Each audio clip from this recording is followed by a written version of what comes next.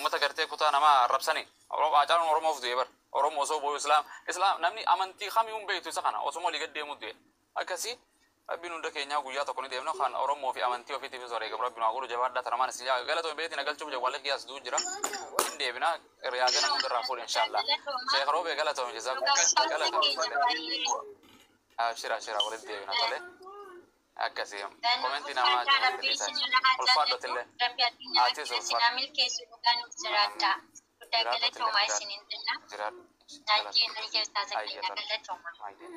شروبي قالت ومتيز قالت جزاكم الله ولد ديبنا أكاس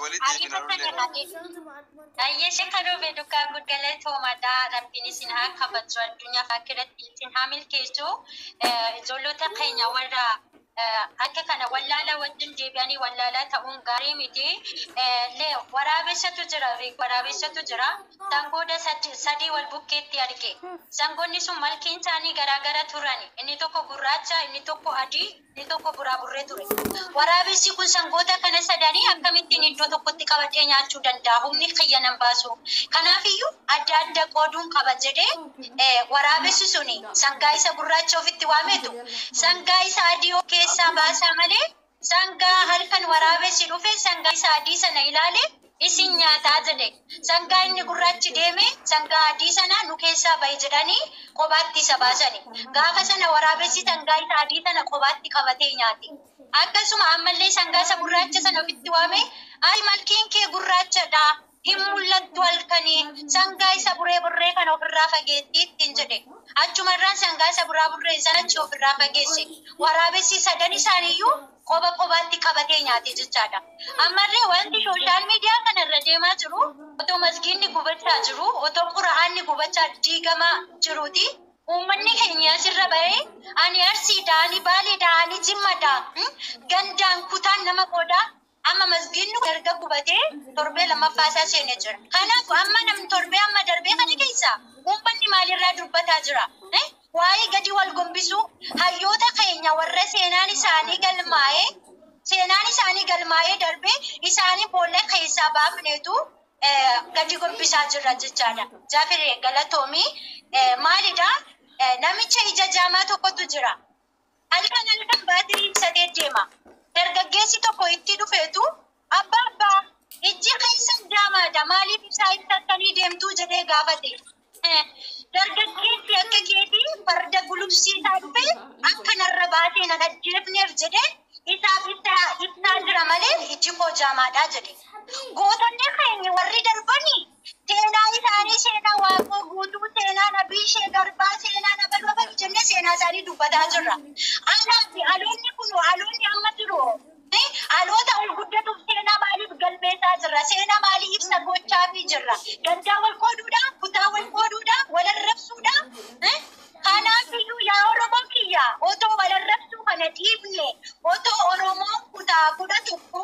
yaada isaa tokko godhateeti otoo gandaa wal qooduu dhiisee kutaa wal qooduu dhiisee amantaa wal qooduu dhiisee otoo tokko ta'ee jiraateeti yoona kana oromoon bilisoomteetti yoona kana masgiinnu hin diigamu yoona kana quraannu hin gubatu ture jechaadha tokkummaa dhabuu keenya walii galtee dhabuu keenya jechaadha akka shimbirroo mukarraa walitti wanta jechaadha waliin dhaggeeffannu kanatu boodatti nu hambisee jira amma immoo wangeela yookaan ani amantaan kiyya kiristaanummaa kola yookaan wangeelaa korraa wanti naa caaluun jiru ammallee namni amantaa isaayyuu inuma jaallata otoo quraanni gubachaa jiru amantala tokko nan ilaala quraanni gubachaa jira masgiinni diigamaa jira abbichuu koo jedhe abbichuu koo intala baasaatii quraana keerraa abbichuu keessii jaaleen jedhee gaa koomentii barreessi koomentii korratti eeyyii abbichuu koo naa jaale jedhe musliima ijaaba uffattee jirti maali abbichuun namni ammatti quraana caalchisattee jaallattee jirtu namni ati jaallattu quraana irra siif hin jaallu kanaafuu maalidha namoota keenya baay'ee dadhabina sammuu qabnaa jechaadha warra otoo hin baratiin biyya arabaa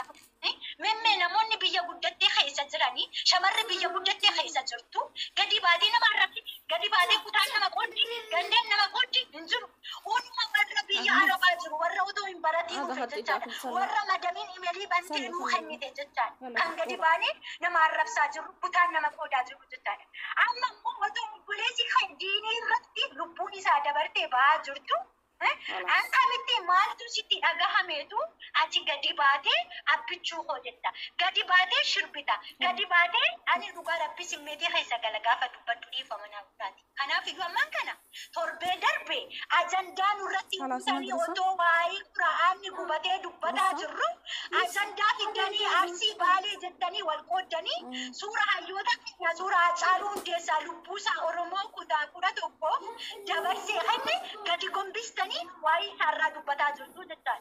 Otoo waa'ee isaa dubbattanii ala kanoo guyyaa jimaata kaleessaa lubbuu nama meeqaatu masgiida keessatti darbee jettaan. Kanaaf otoo isin teessanii ammaan kana gandaan kutaa wal qoodanii wanti kana caalu akka nutti hin ufnee fi Oromoon kutaa kudha tokko maal ta'a otoo wal jaallatee gandaan kutaa wal qooduu dhiisee otoo tokko ta'een jedhanii karaa mataa fayyaa ulfaadha. Yaadni ani qabu kanumadha. Yaada keessan kennadha warri jirtanii. Wadeni oli sinsensisa wadeni baay'ee ergataniillee yaada keessan ni kennattu. Kanaafiyyuu Oromoo koo wanti ani jechuu barbaadu haadha manaa fi abbaa manaatu wal bukkee rafa ture. Abbaan manaa kiyya haati manaa koo mimmee akka michiitii kiyya qabatti jedheetu handaaqqoo biraa fuudheetu hanqaaquu tokkoof jala kaa'eetu haadha manaasaa chochooseetu haadha manaa koo har'a waan raajiif ta'e hanqaaquu aleen buleedha kan warrammoo abbaan manaa kiyya hanqaaquu dhalee jedhe. Ati mana warraa gitaane kadi. Adaraa kee icciitiin kuni anumaaf si gidduutti haaftu. Nama gara biraatti hin dabarsiinii jedhe abbaan mana. Eeshi jette qo'inne bishaan gola keessaan jiru. Haqee waraabbadee dhufa jette karaa mana duubaa naannoftee mana ollaa isheetti yaafelu warraa gitu ta'e. Maali abbaan manaa kiyyaan kaakuu lamaalee bule jette. Tokko itti dabalte.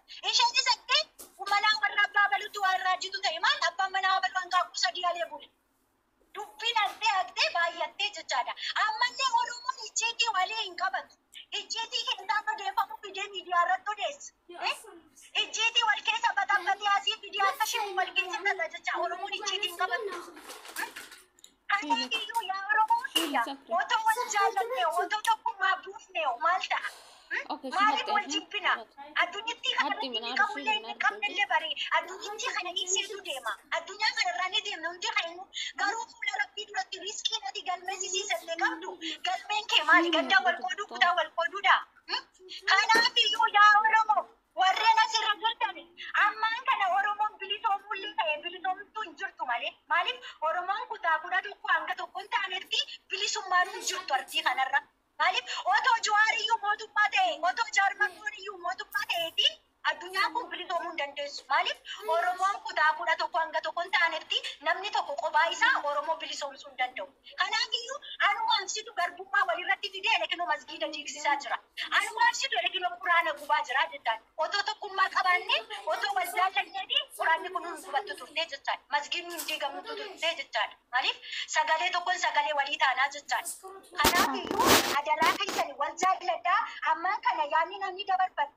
Warreen biyyoota guguddattee keessa jirtanii diinii biyya Arabaa keessatti biyyaan jiru keessatti quraanni baay'ee kabajamaadha. Baay'ee jaallatamaadha. Quraana namni ija hamaatiin ilaaltuu hin jirtu. Kanaafiyyuu sooshaal miidiyaa duwwaarra osoo hin taane gaafa qabsoofu hiriira baatu quraana maaliif hiriira hin baane? Maaliif gadi baatanii warreen biyya guddattee keessa jirtanillee akkasuma biyya Arabaa keessa jirtanillee mootummaa kanatti eera hin quraanni keenya nu jalaa gubataa jiraati. Hiriira baana jettanii maaliif gadi baatanii hiriira hin baane quraana akka kana gubataa jiruu fi kan hin jirre amsa qaba. Waali kun seera warakkisuudha. Erga nun dabarta Oromiffa baay'ee hin danda'u nan caccabsa ifaman gaafadha kanaaf hiriirri biyya Arabaa keessatti hin ba'amu shari'aan hin eeyyamu kanaaf hin baane ergaan haraa immoo masgiidni Finfinnee keessatti harrayyuu Ajaambaa Nur Masgiid har'a digamee jira. Ijoolleen Amaariffa dubbatanii informationii gahaa argachaa jiranii isaan keessan immoo yoo beektanii micaan Yaman hafidal Qur'aan yeroo baay'ee Qur'aana qaraa mana isaa keessatti seenanii በአማርኛ ችግር የለም። እኔ እረዳለሁ በአማርኛው እኔማ ፊንፊኔ ነኝ ያለሁት ያለውን ሁሉ የሰማሁ ነኝ። መጅሊስ ውስጥም እኔ አንዳንድ ነገር እኔ ከመጅሊስ እንትን ስላለኝ ማለት ነው ችግር የለም ነገር እኔ እረዳለሁ በአማርኛ ስለማርኛ አመሰግናለሁ። እሺ አይ አሁን እነ የማነህ የሚባሉ ልጆች ቤት ከፍተው በቂ የሆነ ኢንፎርሜሽን እያገኙ ነው እና አንጃምባ ሰፈር ኑር መስጊድ ፈርሷል የሚል ኢንፎርሜሽን በቪዲዮም ደርሷቸዋል እና ሙስሊም የሆናችሁ ልጆች ተቀናይታችሁ እንዲህ በየቤቱ ቤት እየተከፈተ ሳይሆን ኦሮምኛም አማርኛም ብዙ ቋንቋ የሚናገሩ ልጆች በአንድ ላይ ተሆኖ የሚገኙ ኢንፎርሜሽኖች በጋራ እየተሰበሰበ መፍትሄ ቢደረግለት። ምክንያቱም በየቦታው ሲሆን በቂ ኢንፎርሜሽን ሊገኝ ስለማይችል አንዱ ከአንዱ የሚያገኘውን ኢንፎርሜሽን እየተለዋወጠ በቴሌግራምም ቢሆን በማንኛውም መንገድ እዛም እየገባችሁ እንደዚህ ቤት የሚከፍቱ ልጆች ጋር እየገባችሁ ያለ ኢንፎርሜሽን ካለ እየተቀበላችሁ ቴሌግራም ላይም ቢሆን ደግሞ በአንድነት ሆናችሁ ለኡማው የሚመጣ መፍትሄ ካለ ብትነጋገሩ። ምክንያቱም በየቤቱ እኛ እዚህ ጋር ላይቭ እየከፈትን ብናወራ ምንም ለውጥ ስለማይመጣ እንደዚህ የሚገኙ አዳዲስ ኢንፎርሜሽኖች ካሉ በጋራ ሆናችሁ ተቀናይታችሁ ብትሰሩ። ምክንያቱም በአሁን ሰዓት ብሔር አይደለም ምን አይደለም የመጣው በዲናችን እስከሆነ ድረስ የማንኛውም ቋንቋ ተናጋሪ እርስ በርስ እየተናበበ ለዲኑ ቆሞ መፍትሄ የምናገኝበትን መንገድ ብናጠናክር። ይሄ የብሔሩ የምናምኑ ጉዳይ ለጊዜው ተውትና ሁሉም ሙስሊም አንድ ሆኖ በአንድ ላይ ብንሰራ ኢንፎርሜሽን ብትለዋወጡ ሁላችንም ለየብቻችን ቤት እየከፈትን ብናወራ ለኡማውም ሆነ ለሚሞቱትም ሆነ ለሙስሊሙ ምንም አይነት መፍትሄ ሊያመጣ አይችልም። በጋራ ሆናችሁ ግን በቴሌግራም ተሰብስባችሁ የማንም ቋንቋ ተናጋሪዎች መግባባት እንኳን ባችሉ በአስተርጓሚም ቢሆን እርስ በርስ ብትነጋገሩ እና እኔ ይሄንን መልዕክት ለማስተላለፍ ነው። አጃምባ ኑር መስጊድ በቀደም ቆርቆሮ ነው ነክተው አንነካም ብለው ሄደው ነበር። ነገር ግን ዛሬ አፍርሰውታል የሚባል ኢንፎርሜሽን አለ። እሱ ምን ያህል እርግጠኛ ነው የሚለውን ብታጣሩ ባለ እንጩ ሳይሆን ቢጣራ ኢንፎርሜሽኑን ባንድ ላይ ሆናችሁ ተጣርቶ ምን ያህል ልክ ነው የሚለው ቢረጋገጥ እና ከዚህም በኋላ ሌሎች ነገር ቁርአንም አልወጣም ቪዲዮ የታየ ቪዲዮ አለ እዛ ቤት እኔም ቅድም ስለነበርኩ ነው ቁርአን እንኳን አላወጡምና ቁርአን ሊቀሩ የሄዱ ልጆች እነኚህ ማታ የሚቀሩ ህፃናቶች ቁርአን እየነቀሙ የታየ ቪዲዮ አለና እሱንም ኢንፎርሜሽኑን በስነ ስርዓት ብታረጋግጡ እባካችሁ። ሙስሊም ሆናችሁ ሁላችሁም አንድ ሆናችሁ በዚህ ሰዓት ለዲናችን እንቁ። ቋንቋ ላንግባባ እንችል ይሆናል አማርኛ የሚችል ኦሮምኛ የማይችል ሊኖር ይችላል። በአስተርጓሚም ቢሆን ኢንፎርሜሽን ያለው ሁሉ በአንድ ላይ ሆኖ ለዲኑ ቢሰራ ባይ ነኝ። አመሰግናለሁ። እኔ ኦሮምኛ በደንብ እሰማለሁ ቁጭ ብዬ አዳምጣችኋለሁ። መናገር ላይ ግን እሰባብራለሁ። ከዛ አንፃር ነው። አመሰግናለሁ እድሉን ስለሰጣችሁ። እሺ በጣም አመሰግናለሁ። እኔ ቆንጆ ሼከሮ በሚውት ይራካ በጣ በሬኑፍ ተንሌ በጋን ተንሽን እንጀራ ሼር ጉዳ ታብታብ ጉዳ ቤት ይወለጋ ያውን ስላይ መናገር ነገር ምንም የለም። እኔ ይየው ነበር እዚህ አሁን ሰዎችን ተራ እየጠበቁ ስለሆነ ለነሱ ብሰጠው ተኩማም አስገቡኝ እያለ ነበር ቅድም ለነሱ መጨረሻ ላይ እናገራለሁ። እኔ አሁን ወጥቼ መመለሳለሁ። ሻም 30 ስለደረሰብኝ ወጥቼ መመለሳለሁ። እኔ ችግር የለም። ለቱኩማ ብዙ ሰው ደግሞ እንትን እያለ ነው። አንዳንድ ደቂቃ ወይ 2 ደቂቃ እሺ ሼከሮቤ ገለቶ ማዳስ ማከሰለ ትሮኒ ደንደሱ ረኮቲን እንጀሩ ተኩማ ሚውቲራ ካፈዱ ዱበዶ ቃሊ ናሲር ኦር ተኩማ ሚውቲራ ካፈዳ ዱበዳ